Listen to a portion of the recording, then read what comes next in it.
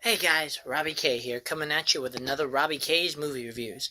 And tonight we're going to talk about the latest and potentially greatest slasher thriller, Greta. But before we get into that, welcome to the channel. Thank you very much for checking me out. Tonight is essentially how we start off is I go over the trailer. No spoilers that aren't already in the trailer. We go into essentially then kind of a quick and dirty review, and then we finish off with the likes and dislikes for a little more detail in case you're looking for a little more discussion. As always, this is just my opinions, happy to share with them. Don't go off of the score, look for more of the content is my goal, but I have to put a score because sometimes people want to gauge it on that way. But let's get going. As we talk about, again, Greta. Now, if you haven't seen the trailer, it is essentially a girl played by Chloe Grace Moretz. Francine is her name. Is essentially a nice girl in Manhattan who happens to find a green bag, and in doing so, finds an address that allows her to return it to its owner, a woman named Greta. But what started out as a kind act quickly goes into a relationship that's a little more stalkerish and a little creepy, and a deep, dark secret lays hidden behind the innocent facade that she puts up. It's about all I'm going to ruin for you, though, because, again, that's what's in the trailers, and no need to give you away the surprise. So let's get to the review part of the actual Robbie's reviews. Well, in terms of what my thoughts are, I have to agree with my friend Mary. Essentially, Greta turned out to be a little bit of a better suspense thriller than I anticipated. A good pace, very good acting, and a creepy atmosphere are definitely the selling points of this movie, with a very, I guess you can say, well-infused, powerful nature to it that I wasn't quite expecting. It had a little more excitement, brought in some really good kind of storytelling and play angles, and definitely built upon the titular character's horror very, very well, to the point that I was very impressed with kind of the way that they dished it out. It definitely feels like a little more of a glorified crime miniseries, but it worked very well for me, and I was not bored much during the film. Now, of course, there are a couple of things that bring it down in terms of its predictability, in terms of some of the suspense of belief, as well as the fact that they also broke one of my cardinal rules that usually gets a point off at least because that's my personal thing. But outside of that, though, a solid, entertaining film, and when you look into its categories, probably horror, slasher, with a little couple of other things brought in, I'd probably give it probably a 7.5 in its category, and probably a 6.5, 7 in its movie overall score. Not bad at all, but, got some improvements. That's kind of where we're going to leave it if you're done with the quick review. As always, like, subscribe, and thank you, of course, for checking. Please share, please comment. But if you want a little more, stick around, because here's kind of the full detailed review.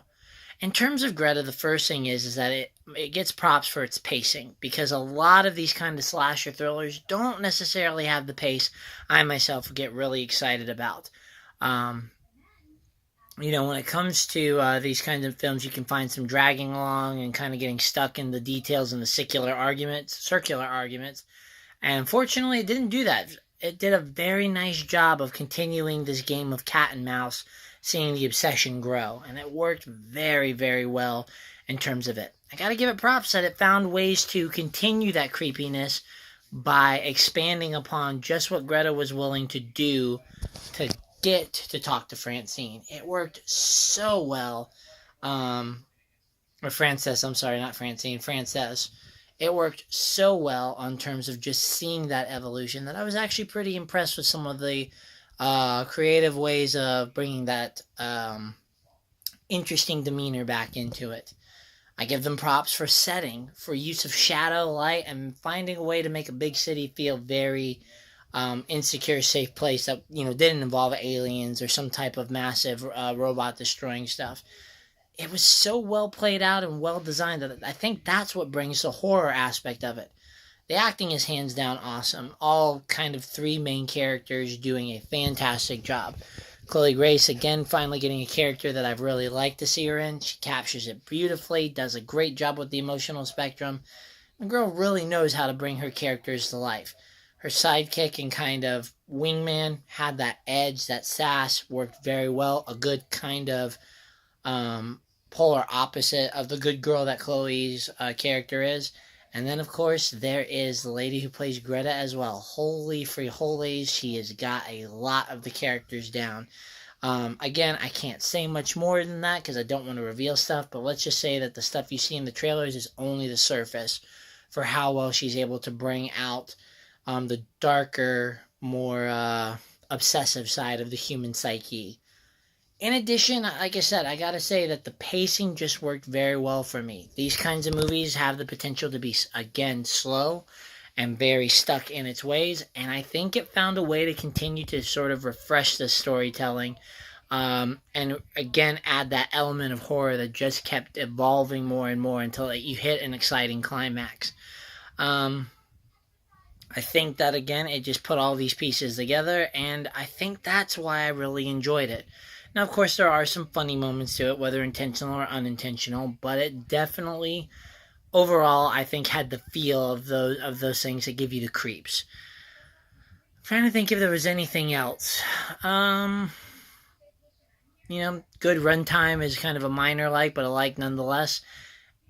Costumes and makeup do well for what they need to do, but nothing award winning or kind of breaking the boundaries. So I guess that's where the likes end.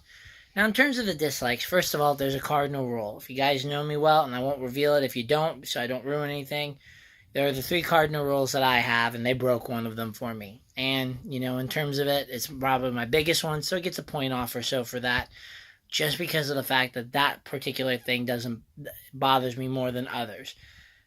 Getting past that, though, if you can kind of handle that and it doesn't bother you, and here are probably the more legitimate ones in terms of it. First of all, predictability.